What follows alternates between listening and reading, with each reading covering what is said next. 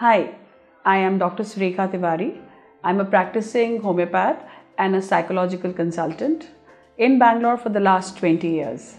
I have two clinics, one in ACS layout and the other is in HSR layout. Nails, like hair, are appendages of the body. The nail which comes out of your finger, if it breaks, when it hurts the base of the finger, that's when it hurts. Otherwise, nail by itself is actually lifeless. Now, if you take this logic, then a weak and a brittle nail will always come from a weak or something which is not so well nourished, the nail bed.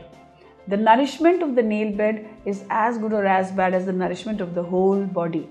You find generally nails breaking in children who have very bad worm cases. We see cases of nail breaking in people who've had cancer. There is a disease of the nail itself, whether it's known as paronychias, or the nail itself where the nail is very, very thin. Now, having said all of this, there's a medicine called silacea in homeopathy, which is very nice for making sure that the brilliant nails can be arrested.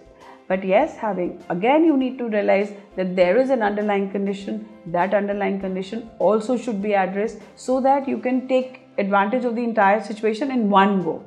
And you don't take care of the nails today and your health tomorrow. Take care of your health, your nails will be taken care of.